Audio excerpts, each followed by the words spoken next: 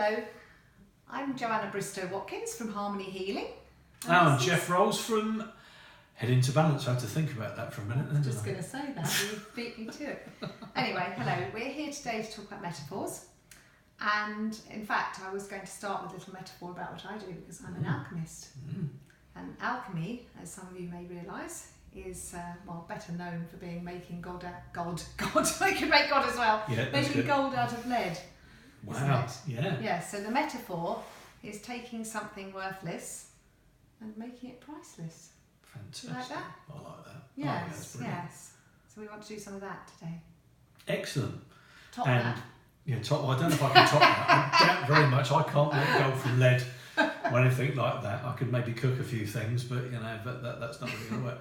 My background is I'm an NLP trainer. I'm a Touch for Health consultant and trainer, and using kinesiology, using the body, similarly to Joe, I love to be able to use metaphor, love to be able to use words, love to be able to use phrases and sentences, and really to pay attention to what it is that people happen to be talking about. Yes. Now we're in a world where we're bombarded with all kinds of different communications, and yet actually sometimes taking the time out to really focus, really listen, really pay attention to what it is and how it is someone happens to be talking about something, or how it affects their body, the effect of stress on their body, how they stand, how they sit, how they move around. There's an element of metaphor to everything that goes on there. And so I love to work with individuals and work with businesses to build more flexibility into their life while also maintaining and developing their capability to do better things. Well, there's no doubt that metaphors can work in a business and a home environment, can't they? So we can, with a little bit of training and practice, by listening in carefully and observing as well, this is also about gesticulations, as we said before, then we can learn a lot more about our environment and our work environment as well. We talked earlier on a different video about management styles, didn't we? And about how the different terminologies people use. And if a manager says, well, I always lead from the front, then that's obviously a very different metaphor to somebody who follows up from behind and makes sure nothing's overlooked and gives a little push if necessary. And individuals who are working with those managers, interestingly, their metaphors often match, don't they? They do, depending on the level of rapport that they have. True. Sometimes even indicates as to their passage to how they got to that particular role. True, to a lofty role in terms of the kinds of roles that they may well have fulfilled, whether within that business or in other ones. True, true. Because obviously a good manager would choose the right people for their team because they would have the right skills to pick the complementary skills for their team. Yeah. But I wanted to just quickly mention a rather new idea using alchemy in business actually, is because I used a lot in my healing work, because I run Harmony Healing, and I use a situation where I tune into people and get glimpses, as I call them, of past lives and images sometimes that give me a metaphor for where they are and what their behaviour pattern is. But this concept can actually be applied to businesses as well. And so how it works with a business is that you tune into the energy of the business. So you don't even need to know the company name. It helps if you do. So you just are told to think about a particular thing. But it's quite nice to have a company name if you've got one at that point. It depends how far down the road you are with setting it up, etc.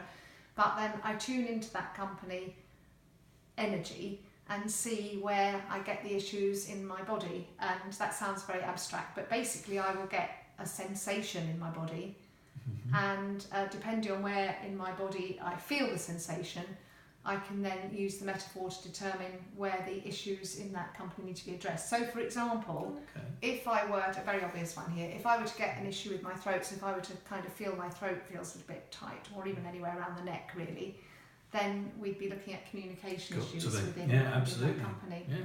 And obviously if it was something further down, say here, the heart, then obviously we're looking at the absolute heart of the company where the issue is. So it's all about what beats, how the processes work, and how everybody circulates. Yeah, absolutely, and just the real infrastructure.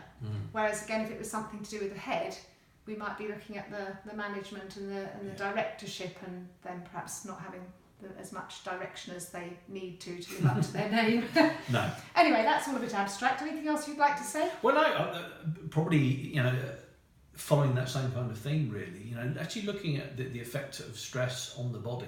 Yes. How pain, we sometimes might recognise that someone has maybe one shoulder higher than the other, or a hip that seems to be a little bit further forward, where someone has a limp for a particular period of time, not just because they may well have had an injury, which of course they might well have done, but how the body persists in keeping that, and actually maybe what that's conveying.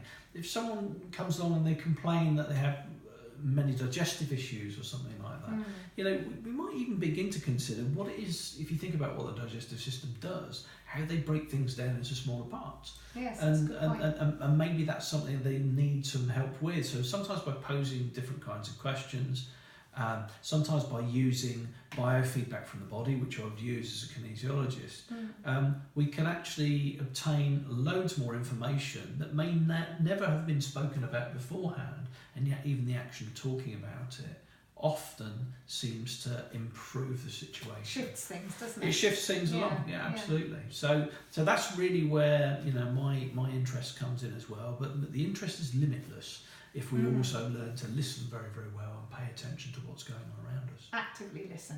Actively listen. Yeah. So, as we got very excited about doing this together, and it all came about because of our friend AP, who died very suddenly in December, and that was all very strange. We did a video about that earlier, and we don't know where the video has gone. It's disappeared into the ether, but hopefully it will turn up again, so we don't want to repeat it in case it does.